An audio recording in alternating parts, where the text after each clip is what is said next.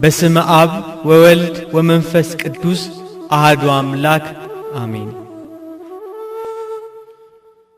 ብጽዕት ሰማዕት አርሴማ ቅድስት የክርስቶስ የጸጋው ማደሪያ በውስጧ የእምነት ኪዳን ጽላት ያለባት በልቧ የአስሩ ቃላት ሕጎች የተጻፉባት እናታችን አርሴማ ቅድስት የሰማይ መላእክት ስለ መከራዋና የስቃይዋ ብዛት እህታችን ይሏታል። ትውልድ ሁሉ ደግሞ ያደንቋታል።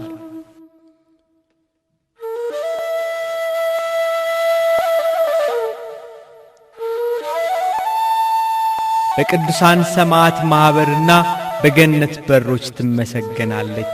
በቅድስና ሥራዋ የሕይወትን ፍሬ በደሟ መንግሥተ ሰማያትን ተቀዳጅታለች።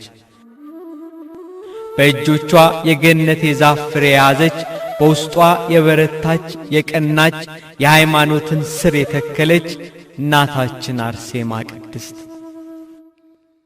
የሰማያትን ሀብት ዘወትር ትገዛለች። በገመድ ወገቧን ትታጠቃለች። በሚጣፍጥ ቃል በመልካም አንደበት ዘወትር ትዘምራለች። ለተራቡት እንጀራን በመስጠት ትመግባለች። ነጭና በፍታ ልብስ እየፈተለች የተራቆተ ታለብሳለች። ከአንደበቷ የመንፈስ ቅዱስ ኃይል አለ። በላዩም የመልካም ሴት ውበትን እንደሚያሳምር ያለ የጸጋ ብርሃን ለብሳለች። እናታችን አርሴማ ቅድስት የስንፍናን እንጀራ የጥርጥርን መጠጥ አልጠጣችም። የማይቀሟትን በጎ ዕድልን መረጠች ብሎ ጌታችን ኢየሱስ ክርስቶስ እንደመሰከረላት እንደ ማርያም ሰማዕቷ እናታችን ቅድስት አርሴማ ክርስቲያኖች በሰማዕትነት ደማቸው በሚፈስበት፣ አንገታቸው በሚቀላበት፣ ለአናብስት በሚጣሉበት፣ አላውያን ነገሥታት በክርስቲያኖች ላይ ግፍ በሚፈጽሙበት በመከራ ዘመን የተገኘች ሰማዕት እናታችን ናት። የብጽዕት ሰማዕት ቅድስት አርሴማ አባቷ ክብሯን ከሆኑ ከኃያላን ነገሥታት ወገን የሆነ ቴዎድሮስ ይባላል። እናቷ ከቤተ ክርስቲያን ሹማምንት ከጳጳሳት ወገን የሆነች አትናስያ ትባላለች። እነርሱም እግዚአብሔርን የሚፈሩ በጾምና በጸሎት በምጽዋት በስግደት የጸኑ ደጋጎች ነበሩ። ነገር ግን ልጅ አልነበራቸውም። መልካም ፍሬ የሆነ ልጅ ይሰጣቸው ዘንድ ዘወትር ወደ እግዚአብሔር ያዝኑ፣ ያለቅሱ፣ ይጸልዩ ነበር። ለቅድስት ሐና፣ ለሳራ፣ ለኤልሳቤጥ የተለመነ ጌታ የእነርሱንም ጸሎት ሰምቶ እግዚአብሔር የልባቸውን ብርታት ባየ ጊዜ መልኳ እጅግ ያማረች ልጅ ሰጣቸው። ይቺውም ቅድስት ብጽዕት አርሴማ እናታችን ናት።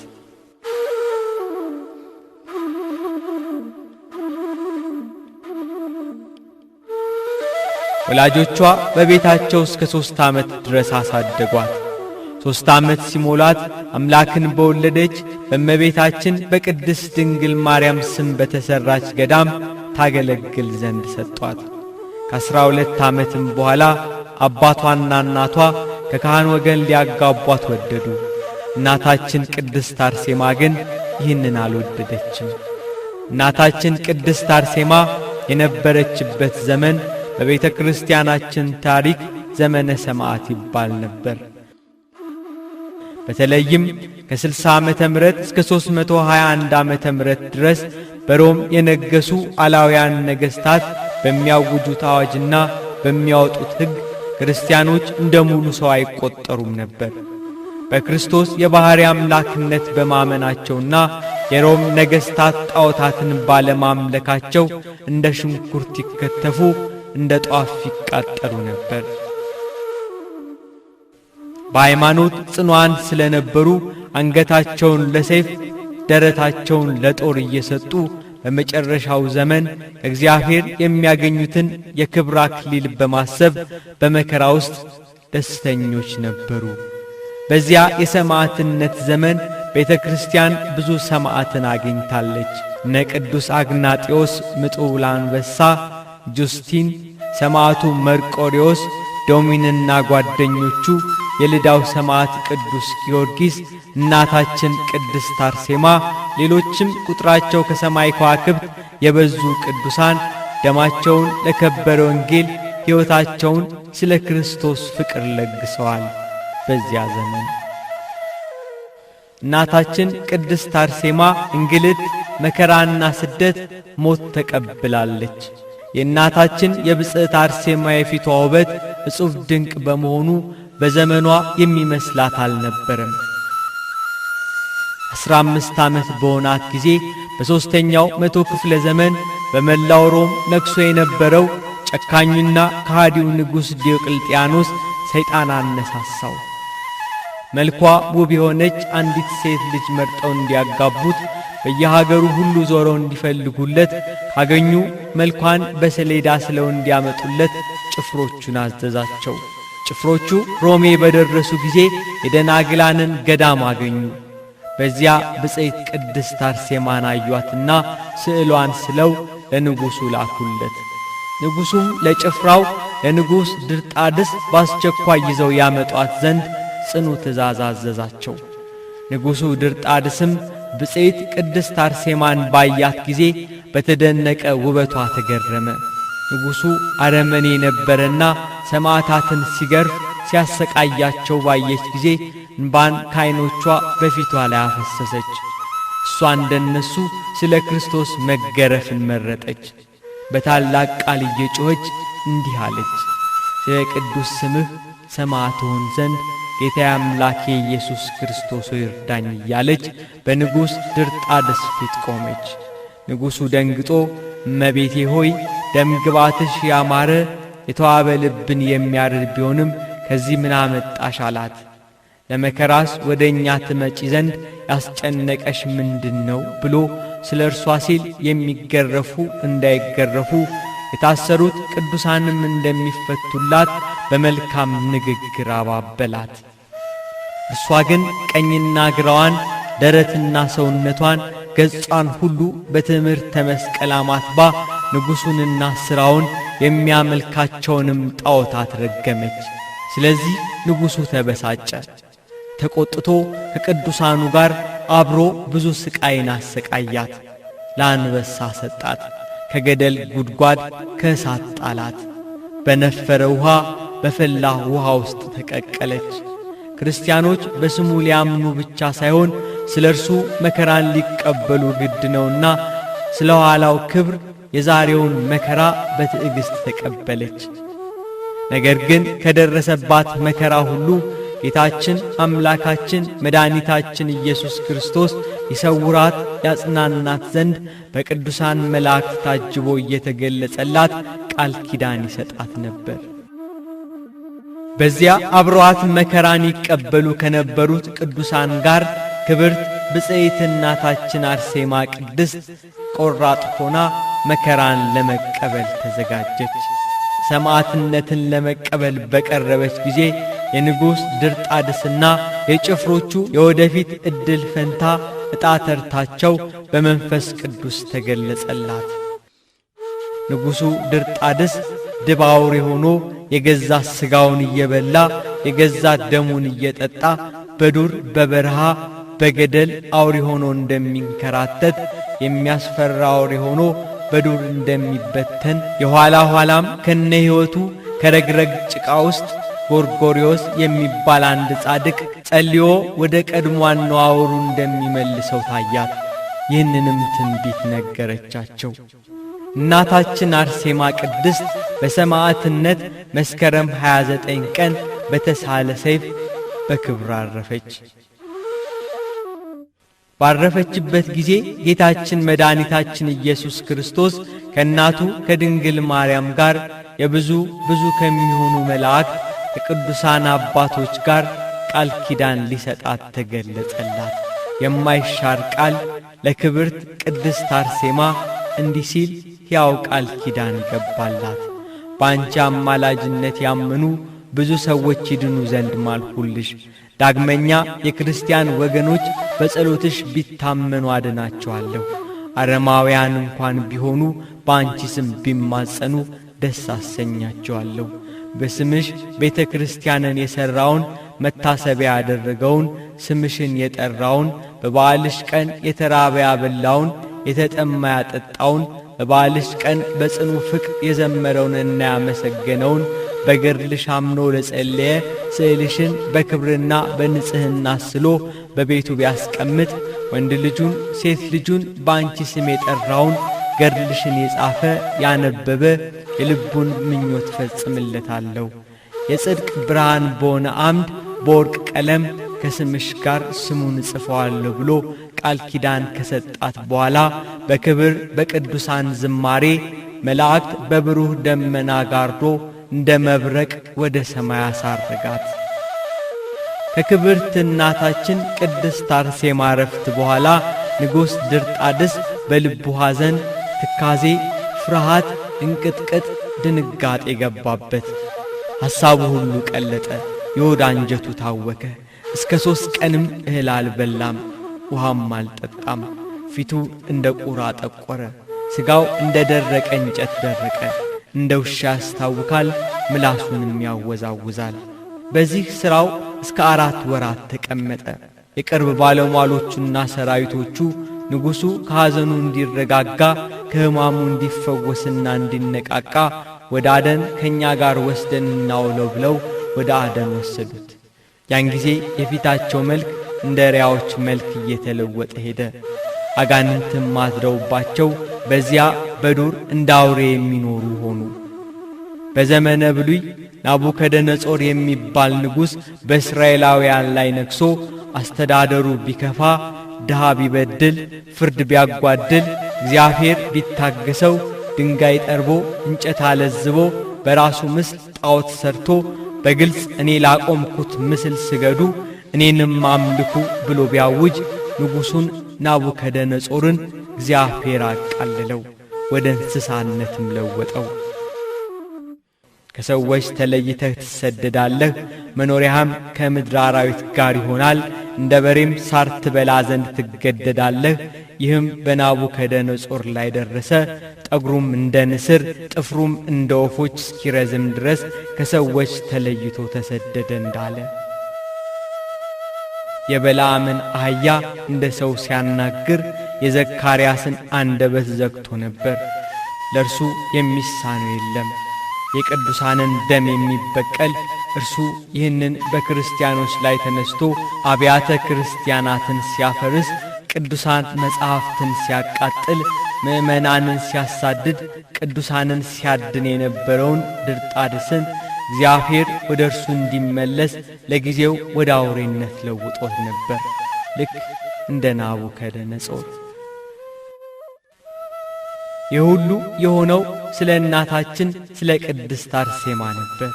በጻድቁ በቅዱስ ጎርጎርዮስ ጸሎት ተመልሰው ንስሐ ገብተው እስከ ተጠመቁ ድረስ በጻድቃንና በቅዱሳኑ ላይ የተነሱ ሁሉ ተቀጡ። የአርማንያው ሀገር ኤጲስቆጶስ የነበረ ጎርጎርዮስን ንጉሡ ድርጣድስ ለጣዖት ማጠን ቢያስገድደውና ጻድቁ እምቢ ባለው ጊዜ ራቁቱን በረግረግ ጉድጓድ ውስጥ ጥሎት ቢሄድ ጉድጓዱ እንደ ድንኳን ሆናለት እስከ 15 ዓመት አንዲት አሮጊት መበለት በስውር ምግብ እያቀበለችው ኖሯል። ከዚያ የንጉሡ እህት በራእይ ቅዱስ ጎርጎርዮስ ተገልጾላት ከጉድጓድ እንዲያወጣው ያየችውን ራእይ ነገረችው። ቅዱስ ጎርጎርዮስም በጸሎትና በምልጃ ድርጣድስንና ሰራዊቱን ወደ ቀደመ አነዋወራቸው ጸልዮ መለሳቸው። ንጉሡንና ሕዝቡን አስተምሮ አጠመቃቸው።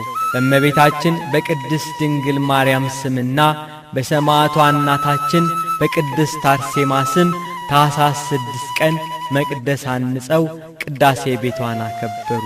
በስሟም ነው ስለ እርሱ ፍቅር ዓለምን የናቁ የመንግሥቱን ወንጌል ያስተማሩ በእሳት በስለት በስደት በሞት በብዙ እንግልት መከራን የተቀበሉ በሰማዕትነት የከበሩ በጾም በጸሎት ተግተው ድንጋይ ተንተርሰው ጤዛ ልሰው ድምፀ አራዊትን ግርማ ሌሊትን ታግለው በጽድቅ የሚኖሩ መናንያንና ደናግላን በቅድስና ተወስነው እውነትን መስክረው ከዓለም የተለዩ በአጸደ ነፍስ በእግዚአብሔር ፊት ለሚያበሩ እግዚአብሔር በደሙ ባዋጃት ቅድስት ቤተ ክርስቲያን መታሰቢያ ሕንጻ ቤተ ክርስቲያን ይታነጽላቸዋል።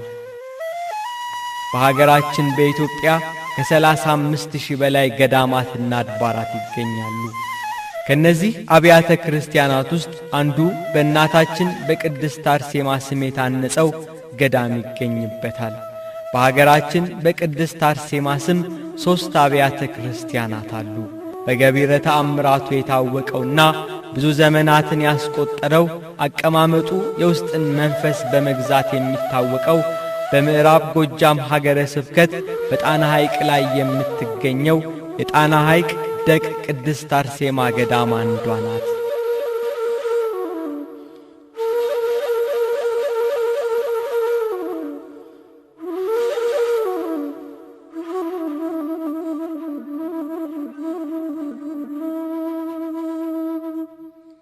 ወደዚች ቤተ ክርስቲያን ለመድረስ ከባህር ዳር መነሻነት በጣና ሐይቅ በዘመናዊ ጀልባ ከ2 ሰዓት ከ30 እስከ 3 ሰዓት ድረስ ያስኬዳል።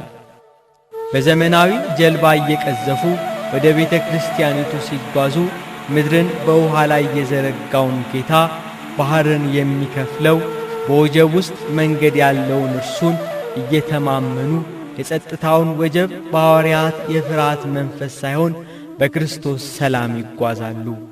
ሁሉ በእርሱ ይታዘዛልና ለክብሩ ባህርም ትታዘዝለታለች። በጸሎት ላይ ያላችሁ በባህርም ላይ የምትጓዙ ሁሉ ደስ ይበላችሁ፣ ሁላችሁ ለእግዚአብሔር እልል በሉ በማለት ነቢዩ ኢሳይያስ እንደተናገረው ከደመናት በላይ ግሩም የሆነው ከባህር ጥልቅ ይልቅ የረቀቀው በወጀብና በአውሎ ንፋስ ውስጥ መንገድ ያለው የመርከቢቱ የጸጥታ ወጀብ ሆኖ ነፋሳትን ያዛቸዋል። ፍጹም ተጓዦቹ እንዳይታወኩ ያጽናናቸዋል። ጉዞ ወደ ተርሴስ አይደለምና የማይታዘዘው ዮናስ የሌለበት ጀልባ አልተነዋወጠም።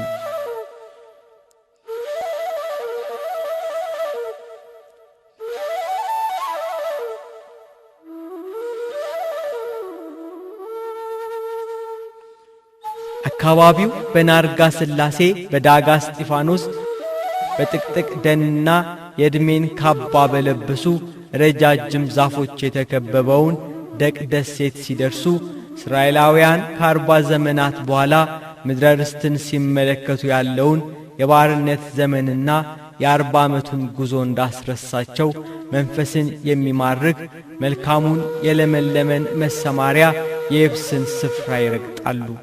መልካሟን ምድር በዓይን የሚያዩበት ድንቅ ፍጥረታትን የሚማርክ የአትክልት ስፍራ።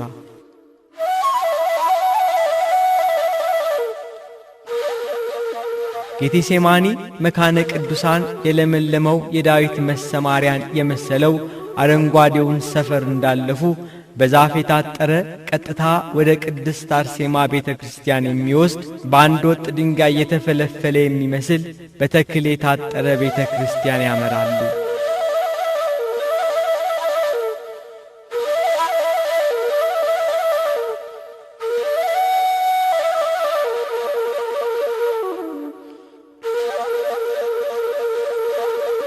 በአካባቢው እጅግ በርካታ ዘመናትን ያስቆጠሩ ዛፎች፣ የዘመናቸው ብዛት በለበሱት ልብስ የሚመሰክሩ ተክሎች ለቦታው ጥንታዊነትና መካነ ቅዱሳንነት ሕያው ምስክሮች ሆነው ይታያሉ።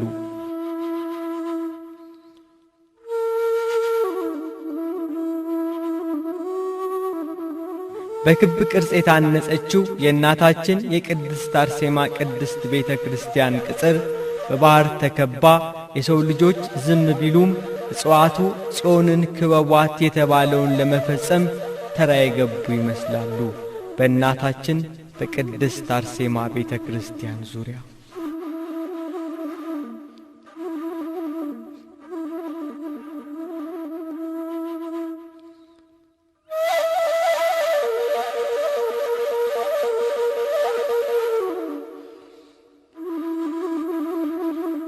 ይህቺ ቅድስት ቤተ ክርስቲያን በ13ኛው መቶ ክፍለ ዘመን የታነጸች ስሪቷ በሳር የተሠራ ሲሆን ከዘመናት ብዛት እያረጀ ሲመጣ የክልሉ ቱሪዝም ቢሮ ከላይ ቆርቆሮ ቢያለብሰውም ከስር በሳር በጭቃ በእንጨት እየተማገረ የታነጸውን ቤተ እግዚአብሔር ጣሪያው መሸከም አቅቶት ጸጋና ክብሩ ሳይጠፋ ይታያል።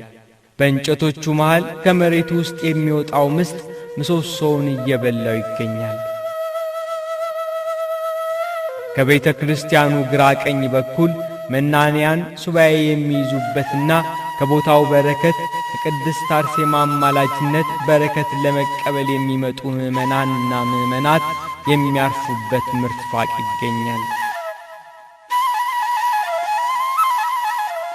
በስፍራውም ያለ ንጽሕና የሚኖሩና ለጥፋት የሚመጡም ካሉ በጥቃቅኑ ፍጥረታት በጉንዳን ይወገዳሉ።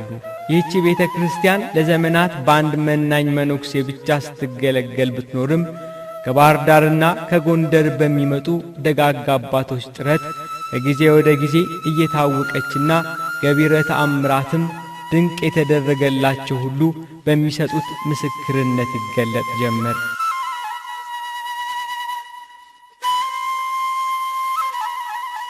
ቤተ ክርስቲያኗ ቅኔ ማህሌት፣ ቅድስትና መቅደስ ያሏት ሲሆን 4 በሮችና 3 መስኮቶች አሏት።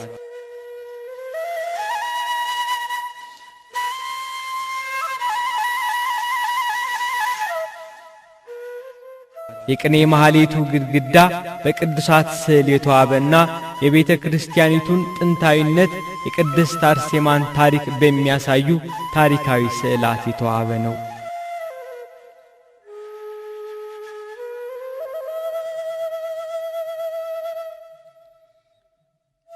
በተለይም በአካባቢው ቸነፈር፣ ስደት፣ ጦርነት፣ ረሃብ፣ ጥማት፣ ችግር ሲነሳ ስዕለ ተማጽኖ የሆነችውን በአፄ አይንቲ የተሳለችውን የቅድስት አርሴማን የገበታ ላይ ስዕል ይዘዋት ወጥተው አበው ምህላ ቢያደርሱ የተጨነቀች ነፍስ ትረጋጋለች። ጦርነት ይቀዘቅዛል፣ ባህሩም ወደ መጠኑ ይመለሳል፣ የጠፉ ይገኛሉ፣ የሞተ ይነሳል፣ የታመመም ይፈወሳል። ይህንንም ዘወትር በመመስገኛው ስፍራ የሚያገለግሉ አባቶች ምስክርነት ይሰጣሉ። አንድ ሰው ከዚህ ቦታ ሳይሞት ተመለሰ እና ታሪካዊ ናት። ያው ቀደም ሲልም እዚህ ቦታ ላይ ከየትም እየመጡ ጆሮአቸው ቢደነቁር፣ ዓይናቸው ቢታወር፣ የተለያየ በሽታ ቢይዛቸው እየመጡ በጸበሏ እየተፈወሱ ይሄዱ ነበር። በቤተ ክርስቲያን ውስጥ ጥንታውያን የብራና መጽሐፍ ቤተ ክርስቲያኑ ሲታነጽ ጀምሮ የመጣ ቃጭል፣ መስቀሎችና አልባሳት ይገኙበታል። ታቦቱም በ1337 ዓመተ ምህረት አባ ዮሐንስ በሚባለው አባት የቅድስት አገር ኢየሩሳሌም አጼ ድራድር የተባሉ የአካባቢው ሽም በነበሩበት ዘመን መጥቷል። የቤተ ክርስቲያኑ የውስጥ ስዕላት በ17ኛው መቶ ክፍለ ዘመን የተሳሉና ከ300 ዘመን በላይ ያስቆጠሩ ናቸው። በዚህ አጥቢያ ቤተ ክርስቲያን የእንግዶች ማረፊያ አዳራሽ እየተሰራ ሲሆን የሰማዕቷ እናታችን የቅድስት አርሴማ ፍቅር የጠራቸው በሕይወታቸው ሁሉ የማይረሱት ድንቅ ተአምር የተደረገላቸው ደጋግ ምዕመናን በሚያደርጉት የቅርብ ክትትልና እርዳታ ቤተ ክርስቲያኒቱ እየተንሰራራች ነው። በዳጋ በናርጋና በሌሎችም ደሴቶች መስህብነት ካላቸው የሱባኤ ቦታዎች አንዷ ብትሆንም የምዕመናን ድጋፍ የሚያስፈልጋት ሲሆን ቤተ ክርስቲያኑን ለመጪው ዘመን ለማስተላለፍ እንዲቻል ብዙ መሰራት አለበት። በዚህ የቅድስት አርሴማ ቤተ ክርስቲያን በዓመት 2 ጊዜ ክብረ በዓል አለ።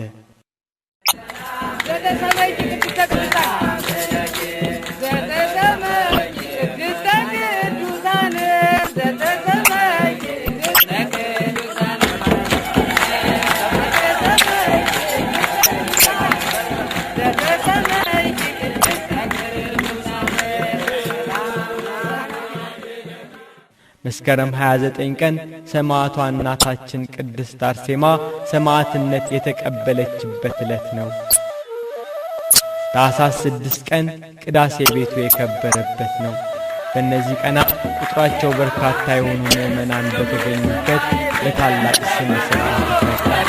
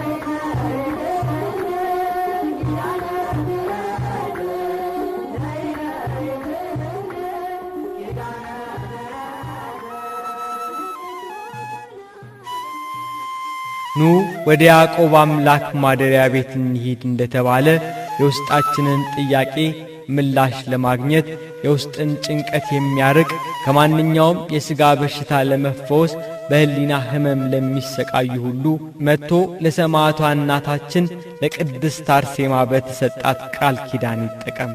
እግዚአብሔር ስለ ቅዱሳኑ መልካሙን ሁሉ ያደርጋል። የሰማዕቷ እናታችን የቅድስት አርሴማ በረከትና ረድኤት በሁላችን ላይ ይደር። አሜን።